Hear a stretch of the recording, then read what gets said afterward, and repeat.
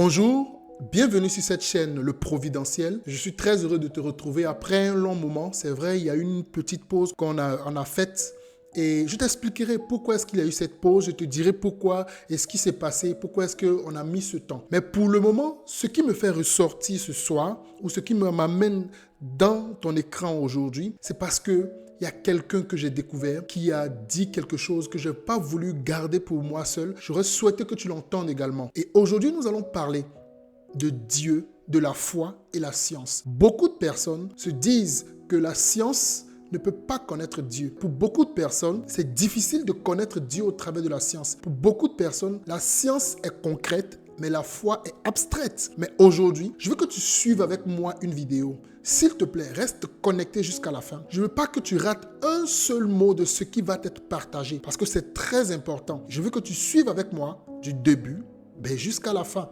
pour que tu puisses comprendre quelque chose. Il y a un professeur qui a donné un discours sur la science et la foi, ou la science contre la foi. Et c'est quelque chose d'intéressant. Tu ne veux pas rater, alors je t'invite à écouter cette vidéo qui va passer jusqu'à la fin. Et juste après cela, je vais passer un petit commentaire. Tu me diras ce que tu en penses. Reste connecté jusqu'à la fin et on se dit à tout de suite. Bonjour à tous.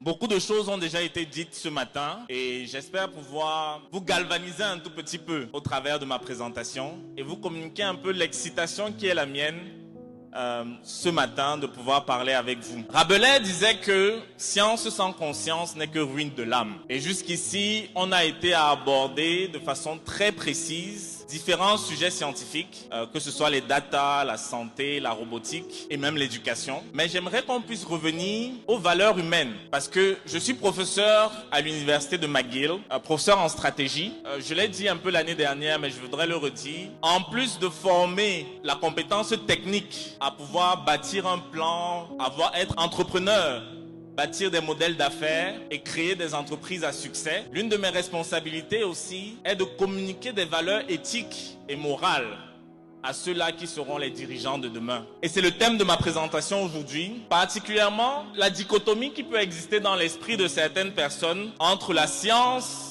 et la foi chrétienne, pour être plus précis, qui est la source de plusieurs valeurs morales et éthiques. Et pour aborder ce sujet, je voudrais commencer par un témoignage un peu plus personnel. En 2009, lorsque j'étais en France et que, ayant quitté ma famille, j'ai entendu l'évangile pour la première fois, prêché de façon très claire. J'ai été très convaincu que mes valeurs morales étaient mauvaises et que j'avais enfreint plusieurs des principes que je savais être bons. Et je suis rentré ce soir-là dans ma chambre d'étudiant. Je me suis assis à ma table, j'ai pris ma Bible et je l'ai posée. Et j'ai pris mon livre de maths et je l'ai posé devant moi. Et un conflit a commencé dans mon cœur et dans ma pensée. Qu'est-ce que je dois choisir? Ma Bible ou mon livre de maths? Ma Bible ou mon livre de maths? Et je suis certain que plusieurs d'entre vous ici aujourd'hui avaient ce même genre de dichotomie ou de conflit à l'intérieur de votre pensée, de savoir si c'est possible de marcher avec sa Bible, d'être un croyant sincère, motivé, engagé, vertueux, tout en réussissant sur le plan académique, professionnel et scientifique. Plusieurs modèles ont été présentés jusqu'ici, mais je voudrais, dans ma présentation, vous présenter des arguments un peu plus théoriques et un peu plus forts, qui ne sont pas liés à une personne, ni à une pensée, ni à une institution, mais qui sont le produit d'une réflexion rationnelle et rigoureuse. La première chose que je voudrais aborder, la première question que je voudrais qu'on regarde ensemble, c'est la question du but de la science. Et pour aborder cette question, j'ai souvent une question simple que je pose à mes étudiants. Pourquoi avons-nous un arc-en-ciel? Est-ce que tu t'es déjà arrêté un moment pour te demander, chaque fois qu'il pleut, il y a un arc-en-ciel. Mais pourquoi est-ce qu'on en a un? Qu'est-ce qu'il signifie? En général, lorsque je pose cette question, un étudiant courageux va très vite se lever et me dit, monsieur, on a vu en classe de 4e, on a fait de l'optique et on sait que les gouttes d'eau en suspension dans l'air vont diffuser la lumière du soleil en 7 couleurs fondamentales qui vont se projeter sur les nuages et produire un arc-en-ciel. Et ayant dit cela, il va s'attendre très souriant à ce que je le félicite. Mais je ne vais pas le féliciter parce qu'il n'a pas répondu à ma question. La réponse qu'il a donnée est la réponse à la question « Comment se fait-il que nous ayons un arc-en-ciel ?» Quel est le mécanisme qui donne naissance à cet arc-en-ciel? Et le phénomène de diffraction qu'il présente est le bon. Mais il n'a pas répondu à la question du sens et du rôle de l'arc-en-ciel. Et la vérité, c'est que la science n'a pas le but d'aborder les questions de sens et de rôle. Elle n'est intéressée que par le mécanisme et le fonctionnement des choses. Elle est donc limitée. Dans le cas de l'arc-en-ciel, pour y trouver un commencement de réponse quant à son sens et son rôle, il faut se retourner dans la Bible, où là il est écrit, dans Genèse au chapitre 9, que Dieu a décidé de mettre l'arc-en-ciel dans le ciel comme une alliance de ce qu'il n'y aurait plus de déluge.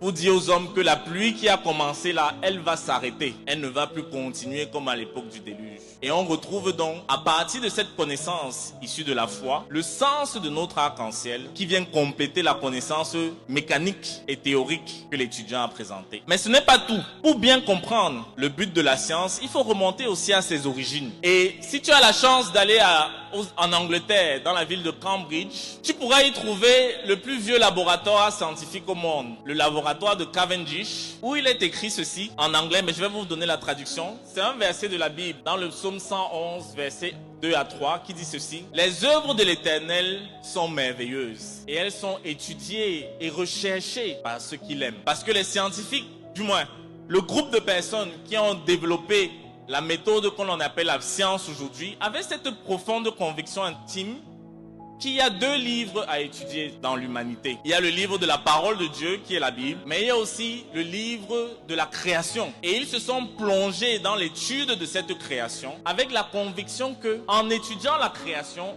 on saurait davantage de choses au sujet de Dieu. La raison en est toute simple. De la même façon que toi, lorsque tu veux connaître une personne, tu as deux façons de l'évaluer, n'est-ce pas? Tu peux discuter avec elle, entendre ce qu'elle dit et te faire un avis sur elle. Mais tu peux aussi évaluer ce qu'elle fait. Regarder ses notes. Regardez comment elle s'habille. Entrer dans sa chambre et regarder si c'est organisé ou pas. Et les œuvres de cette personne t'informent sur son caractère et sur qui elle est. Et ce groupe de personnes, et on peut en citer plusieurs, de Galilée, de Copernic jusqu'à Isaac Newton, avait cette intime conviction que pour connaître Dieu, je ne dois pas seulement regarder dans la Bible, je dois aussi regarder dans la création de Dieu, dans tout l'univers. Et c'est cette soif de connaître davantage au sujet de Dieu qui les a poussés à établir une méthode pour savoir investiguer les lois de l'univers et trouver au travers de ces lois quelque chose au sujet de Dieu. C'est la raison pour laquelle toutes les universités de renom que tu connais aujourd'hui étaient à la base des monastères. Harvard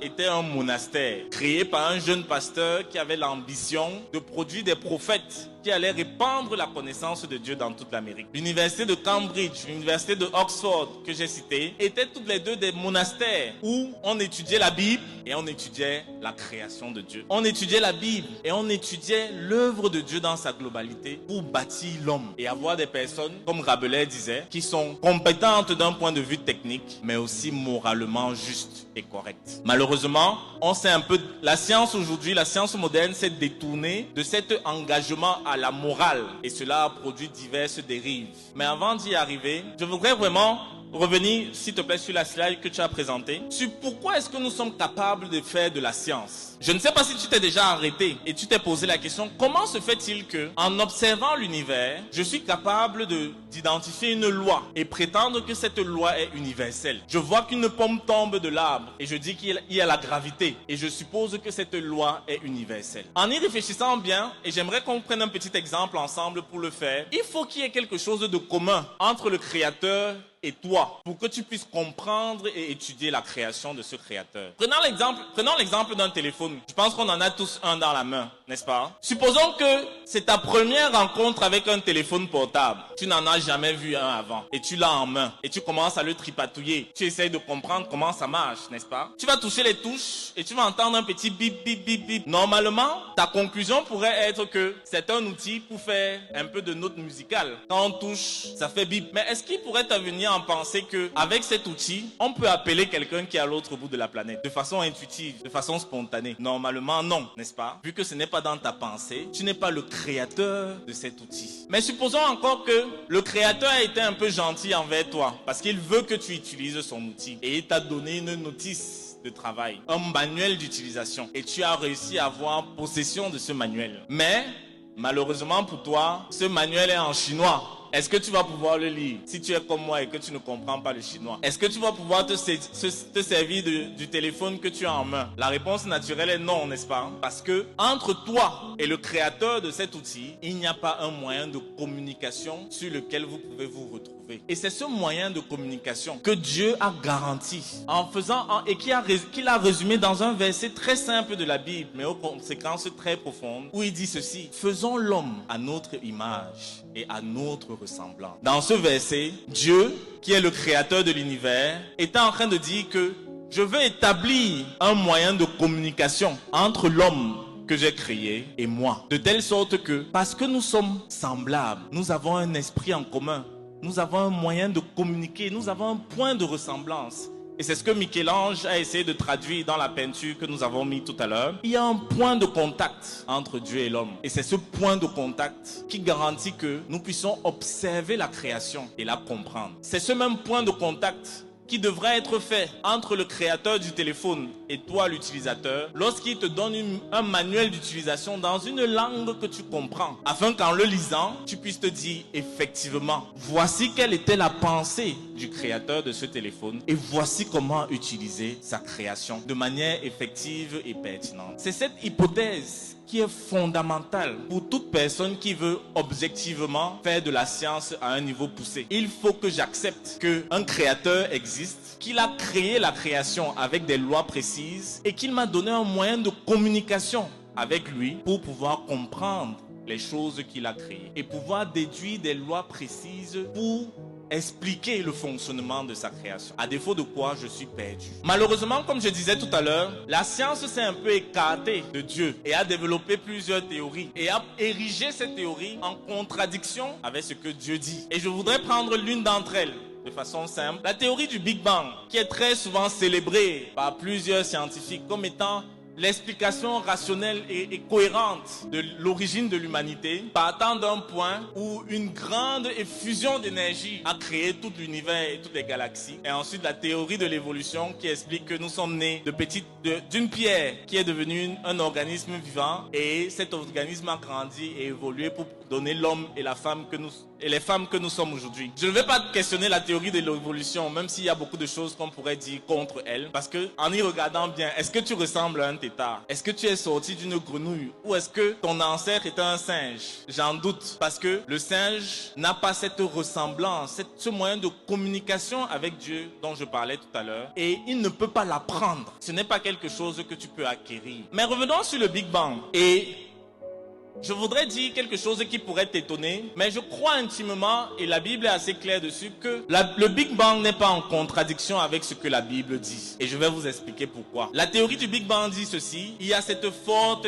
effusion d'énergie ondulaire qui a émané, qui a créé l'ensemble des galaxies. Mais qu'est-ce que la Bible dit? La Bible dit dans Genèse chapitre 1 que Dieu dit ceci: que la lumière soit, et la lumière fut. Encore une fois, un verset très simple, mais aux conséquences retentissantes lorsqu'on commence à y réfléchir de façon sérieuse. Pour nos étudiants en Guaykele et pour certains qui ont fait un peu de physique avancée, vous avez dû entendre parler de la dualité onde corpusculaire de Louis de Broglie, qui dit que l'ensemble des particules dans l'univers peuvent se comporter soit comme un corps, soit comme une onde immatérielle. Et la lumière est la première de ces particules qui a la compétence d'être constamment à la fois une onde et à la fois un corps. Et ce que je veux dire aujourd'hui, c'est que ce Big Bang que les scientifiques célèbrent comme étant la preuve de leur indépendance vis-à-vis d'un Dieu, est en réalité fondée dans les Écritures lorsque Dieu a dit que la lumière soit et que la lumière fut. Parce que dans cette lumière, il y avait toutes les ondes et toute l'énergie nécessaire pour amener à l'existence un monde matériel. Ainsi, la création matérielle que nous voyons a pour origine une onde immatérielle qui est partie de Dieu et qui s'est reflétée dans l'ensemble de l'humanité. Nous voyons un monde produit par Dieu et la Bible le prouve. Il y aurait plusieurs autres exemples, mais pour ne pas rendre la chose trop technique, je vais m'arrêter là. Mais il y a une deuxième question qui se pose. Si on accepte que Dieu a créé l'univers et que ses lois la régissent, il y a encore une dernière question qu'il faut résoudre. C'est la question de savoir qui est ce Dieu-là. Parce que plusieurs ont énoncé plusieurs théories, notamment celle d'Elon Musk. Je ne sais pas si vous avez eu connaissance de ce monsieur, le plus riche être humain de l'histoire de l'humanité, qui dit qu'il croit à un Dieu qui est hors de contact de l'humanité, qui a créé l'univers, certes, qui a établi des lois, effectivement, mais qui ne se soucie pas de la manière dont nous les hommes nous vivons. C'est le Dieu qu'un philosophe du 15e siècle avait développé, Spinoza. Mais est-ce qu'on a vraiment des preuves pour établir que c'est la Bible qui a raison? Et là, je veux vraiment attirer ton attention, susciter ta curiosité en te disant que oui, nous avons des preuves. Nous avons des preuves indéniables. Nous avons des preuves solides. Et pour ça, je vais te poser une question simple. Dans 10 ans, comment est-ce que tu pourras prouver que tu étais ici aujourd'hui? Si on y réfléchit, tu as 3 méthodes pour pouvoir le faire. La première, c'est que tu aies pris une photo, n'est-ce pas? En prenant une photo devant un de nos panneaux, tu auras cristallisé dans le temps le fait que tu étais présent parmi nous aujourd'hui. Et si tu conserves cette photo, dans 10 ans, lorsqu'on te demandera une preuve de ta présence ici, tu n'auras qu'à sortir la photo et nous la présenter et tu pourras dire « j'étais là ». Mais en l'absence d'une photo, tu as encore 2 options. La seconde option, c'est de nous raconter ton témoignage de ta journée du 14 décembre 2024. Où tu pourras nous dire que ce jour-là, je me suis réveillé à 5 heures. J'ai pris ma douche. Je me suis préparé. J'ai repassé ma veste. Je suis monté dans un taxi. Le taxi m'a emmené jusqu'au Palais des Sports. J'ai pris place à tel endroit. Et je me souviens que le professeur N'Djamena a parlé et que le professeur Dinte a parlé et que le président du tribunal a parlé. Et de par la cohérence de ton récit, on pourra évaluer si oui ou non tu étais effectivement présent. C'est la méthode que les enquêteurs utilisent pour pouvoir juger d'un crime et de pouvoir identifier les vrais auteurs de ce crime. Une troisième et dernière méthode est celle de trouver des témoins, trouver des personnes autour de toi, ton voisin de gauche, de droite, qui pourront dire que non, effectivement, il était assis à côté de moi. Et si tu as suffisamment de témoins pour prouver que tu étais, qui attestent et qui sont crédibles pour prouver que tu étais là, on sera forcé de croire que tu y étais effectivement, n'est-ce pas? On est d'accord jusqu'ici? Mes étudiants en lettres, est-ce qu'on est d'accord jusqu'ici? Parce que cette preuve, normalement, vous devez la connaître. C'est ce qu'on appelle la preuve juridico-légale pour évaluer la véracité d'un texte antique ou archéologique. On utilise exactement les mêmes méthodes. Et l'événement antique ou historique qui pour moi constitue la preuve de ce que la Bible a raison, c'est le fait que Jésus-Christ ait dit ceci: je vais mourir, et il est mort, et il est ressuscité d'entre les morts. Aucun autre homme n'a pu vivre cette série d'événements. Personne ne sait quand il meurt, mais Jésus savait. Personne ne sait comment il va mourir, mais Jésus savait. Mais surtout et surtout, personne n'est ressuscité des morts, mais Jésus est ressuscité. Et la preuve, on l'a de par les 3 méthodes que j'ai énoncées tout à l'heure. On a des preuves archéologiques qui nous présentent l'ensemble des événements qui sont racontés dans les évangiles.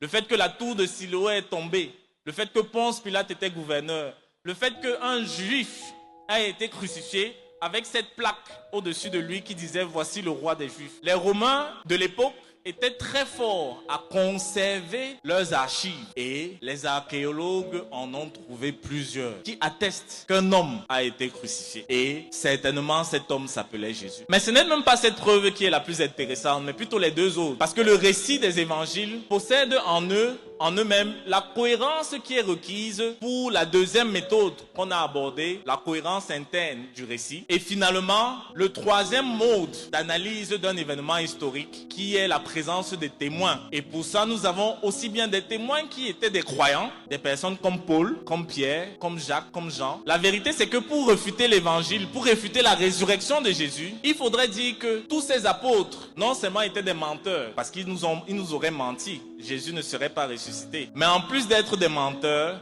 ils seraient des menteurs qui sont morts pour un mensonge, sachant que ce mensonge était un mensonge. Est-ce que tu pourrais mourir pour un mensonge? Je ne pense pas, n'est-ce pas? Pire encore, est-ce que tu pourrais mourir pour un mensonge, sachant que ce mensonge est un mensonge? Tu gagnerais quoi? Pas grand-chose. Au prix de ta vie, la plupart du temps, les réflexes reviennent et tu veux te sauver toi-même, n'est-ce pas? Mais tous sont morts. Et même si certains étaient fous ou suffisamment forts pour mourir pour un mensonge, comment se fait-il que l'ensemble d'entre eux, aucun d'eux n'a trahi, aucun d'eux ne s'est désisté, aucun d'eux n'a finalement dit non, non, non, non, ce n'est pas vrai, on vous a menti. Mais tous les 12, tous les 120 et des multitudes de personnes après eux sont mortes joyeusement parce qu'ils étaient convaincus que Jésus est ressuscité. Mais au-delà de ça, nous avons aussi des preuves de personnes qui n'étaient pas croyantes. Des Romains, des Grecs, qui ont écrit l'histoire de l'Empire romain, des personnes comme Césarée, Eusèbe ou Joséphus, qui nous disent qu'effectivement, il y a cet homme juif qui est mort et qui est ressuscité. Et qu'il y a une foule de personnes qui sont en train de le suivre. Au vu de l'ensemble de ces événements et de ces éléments, nous sommes convaincus que Jésus est ressuscité. Et à cause de cette conviction, nous pouvons dire qu'il est effectivement le Seigneur et le Dieu qui a créé l'univers. Ce que je raconte n'est pas seulement le produit de ma pensée, mais plusieurs auteurs ont dédié leur vie à étudier cette série d'événements, à trouver les éléments, à les mettre dans des livres. Et je t'en présente quelques-uns, il y en a 3 d'entre eux. Mais s'il te plaît, va faire ta propre recherche, va explorer, questionne-toi et étudie l'histoire de l'humanité et décide s'il y a suffisamment d'arguments convaincants pour dire que ce Jésus-là est effectivement mort et il est ressuscité des morts. La vérité, c'est que plusieurs savent ces choses. Mais le problème réel entre la foi et la science, c'est que le fait de mettre notre confiance en Jésus-Christ exige que nous changions. Et beaucoup de gens ne veulent pas changer. Il est plus facile d'avoir une posture libérale et vivre sans foi ni loi, plutôt que de confronter la réalité de la Seigneurie de Jésus-Christ et de changer. À un niveau personnel, j'ai été convaincu en lisant un petit livre. Et je pense qu'il est en train d'être distribué, ou bien il sera distribué dans les différents couloirs et aux différents participants. Un mot aux étudiants, écrit par le professeur Zacharias Stanefomum. Et dedans, il dit ceci. Et c'est ce qui m'a frappé. On avait l'habitude de dire de moi que pour Fomum, c'était soit un livre de chimie, soit une Bible et rien d'autre. Et si vous vous souvenez de mon histoire au début et du challenge auquel j'avais fait face entre ma Bible et mon livre de maths, son témoignage m'a convaincu. Voici un homme qui pouvait tenir sa Bible d'une main et tenir son livre de chimie d'une autre main et être cohérent et exceller dans chacun des 2 domaines. Et je me suis décidé à changer et à moi aussi tenir ma Bible d'une main et tenir mon livre de maths qui plus tard s'est transformé en livre d'économie de l'autre et d'exceller dans chacun des 2 domaines. Et mon espoir pour nous ici rassemblés aujourd'hui, c'est que cette dichotomie, cette confusion que nous avons souvent dans l'esprit, de dire que la science et la foi ne peuvent pas faire bon ménage, cesse. Et que nous puissions avoir une nouvelle génération de personnes qui reviennent à ce que Rabelais avait établi comme modèle, qui disait que la science sans conscience n'est que ruine de l'âme. Et que nous ayons des scientifiques expérimentés dans leur domaine, aussi brillants que les différents présentateurs que nous avons eus jusqu'à présent, mais qui, comme le professeur Fomum, peuvent tenir la Bible d'une main et tenir leur domaine d'expertise de l'autre, afin de faire avancer la science et de faire avancer l'humanité. Sur ce, je vous remercie.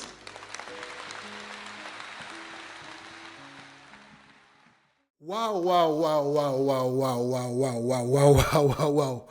Waouh, c'était chaud, c'était chaud. Si tu as suivi jusqu'ici, alors tu peux comprendre que c'était chaud. Waouh, quel exposé. La science versus la foi. La science versus Dieu. Je voulais faire un commentaire, mais je pense que je vais pas faire le commentaire. Non, je préfère ne pas faire de commentaire, mais je veux t'écouter, toi qui as suivi la vidéo. Je veux te retrouver en commentaire. Toi-même, dis-moi ce que tu penses de cette vidéo. Dis-moi ce que tu penses de ce qu'il y a entre la foi et Dieu.